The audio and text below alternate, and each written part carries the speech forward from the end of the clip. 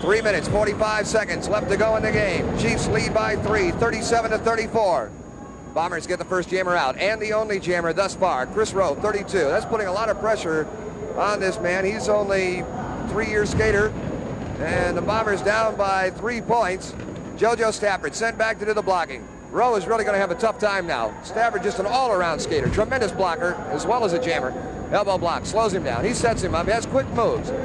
Rowe comes up again, out of the Chief turn, down a straightaway, elbow block again. Back by Stafford, stops him from scoring. Another block thrown back. Butler dropping back to do the blocking for the Bay Bombers as the Chief jammer. Alfonso Reyes moves up.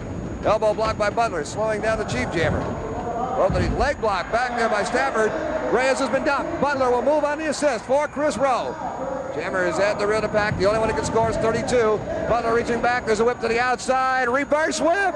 Stafford moved out of the way. Rowe to the inside. A jam called off. There was one. Bay Bomber point scored over JoJo Stafford. It didn't look like Chris Rowe knew what Cliff was going to do, but Cliff just powered him on through there with that fancy whip, knocking Stafford high and picking up that point.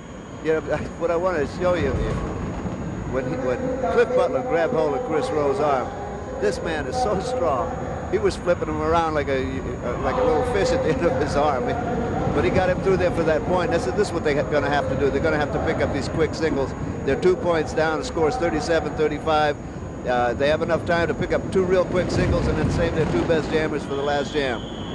2 minutes, 8 seconds left to go in the game. O'Connell still out.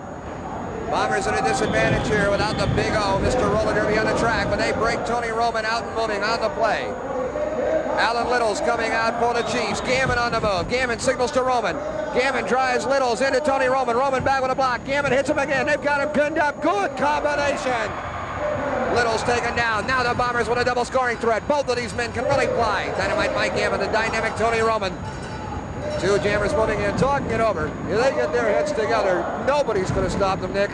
Well, I know. You know, I'm really glad that they didn't skate together. When I was skating, I'd have gone crazy. Jammers coming into the rear of the pack. 37, Tony Roman, and 35, Dynamite Mike Gammon. Littles has been sent back to do the blocking, and apparently they're going to go try and do the same thing, a one-on-one. Roman moves up first. Gammon moves in, slows down. They move up, slow down again. Littles set waiting. Roman goes low. Gammon over the top. Tremendous play by both of these men. They're back up and moving. Roman cuts it off. They had a jammer coming There was a Chief jammer, Joe Perez, moving up there. Good play. The Bombers did score 2 points. It's tied 37-37. 55 seconds left to go in the game. If the jam starts, it will run the full 60 seconds. Who do you figure they got for a jammer now, Don? I don't know who they're going to put in. If it was me, I'd go with Gammon and Roman again. I don't know. I'd maybe take a chance on Butler having to get out of the front there. Because the Chiefs are going to, whoever they get out, if they get somebody out on top, they're going to have to keep them going because the score is tied. No game ends in a tie, 37-37. 25 seconds left to go. Remember, if this jam starts, it runs the full 60 seconds. If it doesn't, the women go into overtime. They are going with Roman and Gammon again. Oh, you beat me again. 13 seconds. The jam started. This jam goes the full 60 seconds, regardless of the time on the scoreboard. Gammon, Roman on the move. Joe Foster in pursuit with a pivot helmet on. Foster's out, number 2 to 1, however. They form a double block. Foster backs off, slowing them down. Now building a little speed out of the Chief turn, down the middle, through the middle of that double block. The power of a big man, offsetting both of the jammers of the Bay Bombers. Chiefs have that potential score moving in. Butler back to the blocking for the Bay Bombers. Bomber jammers up and moving again. Foster out, number 2 to 1, but he can't afford to cut it off. Elbow block back by Butler. Bomber jammers moving in again. We're out of regulation time. We're in the extra jam time. Gammon has been dumped by Foster. Roman put down. Butler hanging on defensively. Foster calling up into the back with the Bomber jammers move up again. Foster back with a block. Slowing down Roman. Puts him down. Rice with a block. Skaters hit up. Power play. They try and drive Foster through. I think he picked up the 1 or 2. All he wanted was a 1 or 2 The official point. decision, there was 1 Chief point scored by Joe Foster. Time has run out in the game. The final score, the Chiefs 38-37 over the Bay Bombers. We'll be back with an interview directly following these commercial words.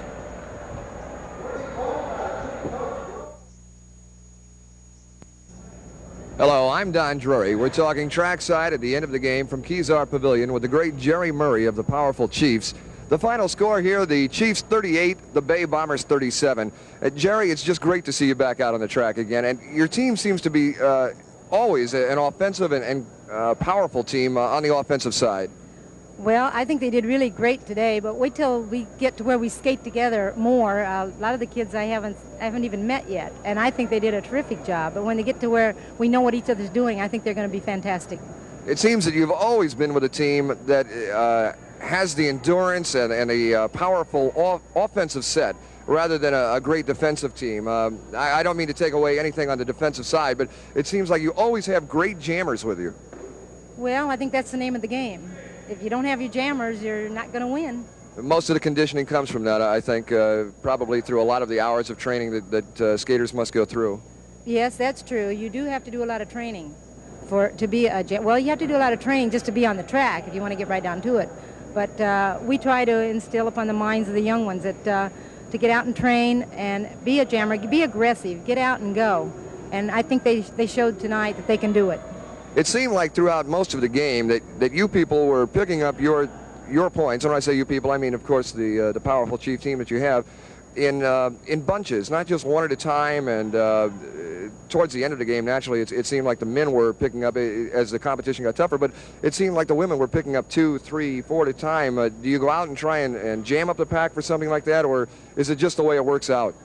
Well, we kind of figured that'd be the best to do. Like tonight, like I said, it's the first time we skated together, and we don't really have any set plays. We don't know really what each one's going to do, so we figured if we could do that, and if we can get a bunch of points and kind of stay ahead, we're better off that way.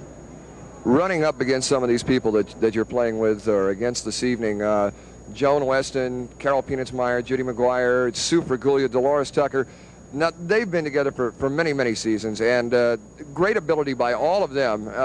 What do you try and tell the jammers, or Sandy Dunn come in? I'm sure that between the two of you, you must be explaining something to your jammers to watch out for, to stay away from.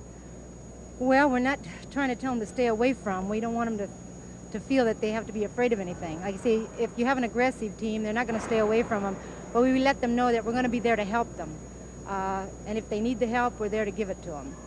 One final question, and that is, watching the men's field out here, you're watching your son skate against you very quickly, because we are running out of a little bit of time. What is the feeling there?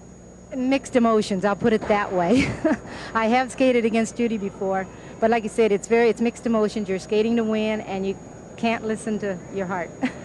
Gerry Murray, we thank you for joining us. The final score again here from Kezar Pavilion, the Chiefs 38, the Bay Bombers 37. On behalf of the visiting Chiefs, of course, your own Bay Bombers, Nick Scopus, myself, I'm Don Drewry. Thank you for joining us.